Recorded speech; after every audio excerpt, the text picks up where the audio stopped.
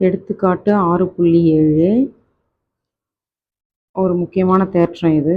ஒரு முக்கோணத்தின் உச்சிகளிலிருந்து அவற்றிற்கு எதிரேயுள்ள பக்கங்களுக்கு வரையப்படும் செங்குத்துக் கோடுகள் ஒரு புள்ளியில் சந்திக்கும் என நிறுவுக. இப்போ முக்கோணம் சொன்னதுனால நம்ம ஒரு முக்கோணம் வரையலாம். அதுக்கு ஏபிசின்னு பேர் கொடுக்கலாம். என்ன சொல்கிறாங்க? உச்சியிலிருந்து அவற்றிற்கு எதிரே உள்ள பக்கங்கள். இப்போ ஏக்கு ஆப்போசிட்டில் இது இருக்கு இல்லையா, இதுதான் உச்சி. இங்கேருந்து ஒரு செங்குத்து கோடு வரைகிறோம். அடுத்து பியிலிருந்து இங்கே வரைகிறோம். இப்போது செங்குத்து கோடுனா 3 கோடும் ஒரே புள்ளியில் சந்திக்கணும். அப்போ தான் அது செங்குத்து கோடு. இல்லைன்னா அது நடுக்கோடாக கூட கன்சிடர் பண்ணலாம். அப்போது செங்குத்து கோடுனா 2 கோடு வரைஞ்சிட்டு இந்த 3வது கூட நம்ம நிரூபிக்கணும். இந்த சிஎஃப் அப்படின்றது ஏபி பக்கத்துக்கு செங்குத்து அப்படின்னு நிரூபித்தாதான் அந்த 3 கோடுகளும் ஒரு புள்ளியில் சந்திக்கும். அது வந்து செங்குத்து கோடு அப்படின்னு சொல்லலாம். ஸோ அதனால் இந்த சிஎஃப்பை நீங்கள் வந்து டாட்டாக தெரிஞ்ச ஒரு டிஃப்ரென்சியேஷனுக்காக அப்படி போடுறோம். நீட்டு கோடு போடக்கூடாது. ஓகே, படத்தை போட்டுட்டிங்களா? படத்துக்கு ஒரு மார்க்கு. இந்த செங்குத்து கோடு வரையறைங்கிறது இதெல்லாம் பேர் வச்சிடலாம். டிஇஎஃப். இப்போ இது எழுதுங்க. 11லேயே நிறைய பார்த்துருக்கோம் நம்ம. நிலை vector OA vector is equal to A vector, OB vector equal to small B vector, OC vector is equal to small C vector. இப்போ நம்ம என்ன நிரூபிக்கணும் இந்த கணக்கில் அப்படின்னு பார்த்தா, இது ஆல்ரெடி நமக்கு கொஷின்லேயே இருக்குது. இந்த பக்கத்தை தான் நம்ம நிரூபிக்கணும். அதாவது சிஎஃப் வெக்டார் யாருக்கு செங்குத்தாக இருக்குது? ஏபிக்கு செங்குத்தாக இருக்குது. அப்போ அதை எப்படி எழுதணும்னா சிஎஃப் செங்குத்து ஏபின்னு எழுதணும். சிஎஃப் தானே எழுதுகிறோம். நான் ஏங்க ஓசி அப்படின்னு எழுதியிருக்கேன்னா, இது வந்து ஓ வழியாக போகுது இல்லையா, அதனால் சிஎஃப்னாலே ஒன்று தான், ஓசி அப்படின்னாலும் ஒன்று தான். ஸோ ரெண்டுமே சேம். சிஎஃப்னாலும் ஓசினாலும் ஒன்று தான். அதனால் நான் என்ன பண்ணுறேன், ஓசி வெக்டார் இது யாருக்கு செங்குத்தாக இருக்குது? ஏபிக்கு செங்குத்தாக இருக்குது. ஸோ எல்லா தலைவிலையும் வெக்டார் போட்டுடணும். செங்குத்து அப்படின்னா எப்படின்னு நம்ம 11லேயே படிச்சிருக்கோம். 2 வெக்டாரையும் டாட் ப்ராடக்ட் பண்ணால் ஆன்சர் 0ன்னு வந்தால் அது செங்குத்து இல்லையா, புள்ளி பெருக்கல். இதோட மீனிங் இதுதான். செங்குத்து எப்படி செங்குத்து சொல்கிறோன்னா, 2 வெக்டாரோடைய டாட் ப்ராடக்ட் 0ன்னு வந்தால் அது செங்குத்து. ஓகே, இப்போ நம்ம இது ஃபைனலாக நிரூபிக்க போகிறோம். இப்போ கொஷினில் என்ன கொடுத்துருக்காங்களோ அதை எடுத்து 1 பை 1 பார்க்கலாம். இந்த ஃபஸ்ட் இங்கே எழுதிருக்கும் பாருங்கள். ஏடி அப்படின்றது பிசிக்கு செங்குத்து இல்லையா. ஸோ ஏடி வெக்டார் செங்குத்து பிசி வெக்டார். ஏடினாலையும் ஒன்று தான், ஓ வழியாக போகிறதுனால ஓஏனாலையும் ஒன்று தான். OA vector is equal to AD vector. Okay, AD OA ரெண்டுமே ஈக்குவல். அப்போது ஏடிக்கு பதிலாக ஓஏன்னு எழுதலாம். ஓஏ வெக்டார் செங்குத்து பிசி வெக்டார். செங்குத்துனா என்னது? 2 வெக்டாரையும் டாட் ப்ராடக்ட் பண்ணால் ஈக்குவல் டு 0ன்னு வரணும்.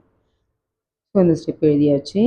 இப்போ ஓஏ வெக்டார் அப்படி எழுதுறீங்க, டாட் அப்படி எழுதுறீங்க. இந்த டாட் மஸ்ட்டு கண்டிப்பாக போடணும்.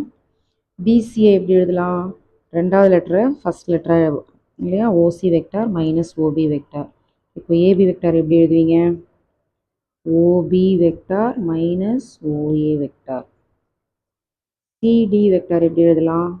ஓடி வெக்டார் மைனஸ் ஓசி வெக்டார். இந்த 2வது லெட்டர் ஃபஸ்ட்டில் வரும்.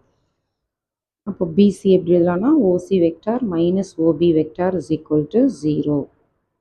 ஓஏ வெக்டார் என்னன்னு வச்சுருக்கோம்? Small a vector dot OC vector small C vector, அதை எழுதிடுறோம். Minus OB vector small B vector, small B vector equal to 0.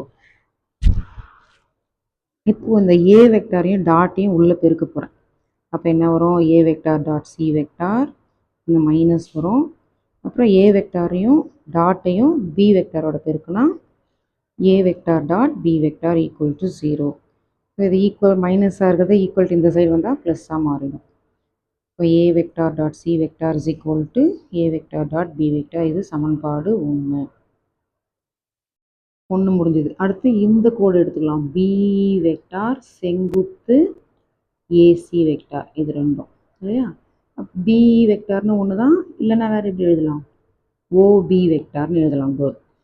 அப்போது இங்கே எழுதுங்க, பி வெக்டார் செங்குத்து ஏசி வெக்டார். பிக்கு பதிலாக என்ன எழுதலாம்? ஓபி வெக்டார் செங்குத்து ஏசி வெக்டார். செங்குத்துனா உங்களுக்கு தெரியும், டாட் ப்ராடக்ட் பண்ணி ஈக்குவல் டு 0 போடணும். இந்த ஓபி வெக்டார் அப்படியே எழுதுங்க, இந்த டாட் அப்படியே எழுதணும். ஏசி வெக்டார் எப்படி எழுதலாம்? OC vector minus OA vector equal to 0. இதோட நிலை வெக்டார்லாம் எழுதுங்க. ஓபி வெக்டார்னா small B vector dot OC வெக்டார்னா small C vector minus OA vector பதிலாக small a vector equal to 0ன்னு எழுதலாம். இப்போது பி வெக்டாரையும் டாட்டையும் உள்ளே பெருக்கணும். இப்போ என்ன வரும்? B vector dot C vector இந்த டேர்ம் கிடைக்கும். அடுத்து இந்த மைனஸ் எழுதுறீங்க. அடுத்து பி வெக்டார் டாட்டையும் இதோட ஏவோட பெருக்குனா B vector dot A vector equal to 0.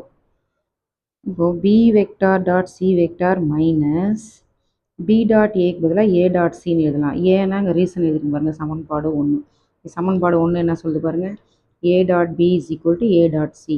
இப்போ ஏ டாட் பி வர இடத்துல ஏ டாட் சின்னு எழுதலாம். நீங்கள் கேட்கலாம், இங்கே ஏ டாட் பிஏ இல்லையே, பி டாட் ஏ தானே வருதுன்ட்டு. டாட் ப்ராடக்டில் A dot B equal to B dot A எழுதலாம், ரெண்டும் ஒன்று தான். ஸோ பி டாட் ஏனாலே ஒன்று தான், ஏ டாட் பினாலும் ஒன்று தான். அப்போ இதுக்கு பதிலாக நம்ம எது எழுதலாம்? இந்த ஏ டாட் சி எடுத்துகிட்டு வந்து இங்கே எழுதலாம். இந்த டேர்ம் அப்படி வரும், பி டாட் சி மைனஸ் இந்த பி டாட் ஏக்கு பதிலாக ஏ டாட் சி. ஏன்னா ரீசனிங்க சமன்பாடு 1ன்னு எழுதியிருக்கேன். இப்போ இதில் பாருங்கள், சி வெக்டாரு டாட்டு பொதுவாக இருக்கும். ஸோ சி வெக்டார் இங்கே எழுதுகிறேன், டாட் இங்கே போட்டுட்டு பொதுவாக இருந்தாலும் என்ன பண்ணணும்? ப்ராக்கெட் போட்டுணும். என்ன இருக்குது? B vector minus A vector, அதுதான் இங்கே எழுதியிருக்கேன், ஈக்குவல் டு 0. ஸோ இதோட ஒரிஜினல் ஃபார்முக்கு வந்துடலாம். சி வெக்டரை ஓசி வெக்டார்னு எழுதலாம். Dot B vector OB vector minus A vector OA vector equal to 0. OC vector dot அப்படி எழுதுறீங்க. இதை எப்படி எழுதலாம்? ஏபி வெக்டார் ஈக்குவல் டு 0ன்னு எழுதலாம். ஏன்னா ஏபியை பிரித்தா தான் ஓபி மைனஸ் ஓஏன்னு வரும். இப்போ டாட் ப்ராடக்ட் ஈக்குவல் டு 0னா ஆட்டோமேட்டிக்காக அது என்னன்னு சொல்லலாம்? ஓசி வெக்டார் செங்குத்து ஏபி வெக்டார். இதுதான் நம்ம நிரூபிக்கன்னு போட்டு ஸ்டார்டிங்லேயே போட்டிருக்கோம் பாருங்கள். OC vector dot AB vector அப்படின்னா செங்குத்துன்னு எழுதலாம். அதுதான் OC vector dot AB vector equal to 0. OC vector செங்குத்து ஏபி வெக்டார். தேர்ஃபோர் அந்த கொஷினை ஃபுல்லாக எழுதி நிறுவப்பட்டதுன்னு எழுதணும். இது வந்து ஒரு 5 மார்க்ஸ் சம்மு. இப்போ படம் கண்டிப்பாக எழுதணும். இந்த சமன்பாடு 1 வந்து வர வைக்கணும்.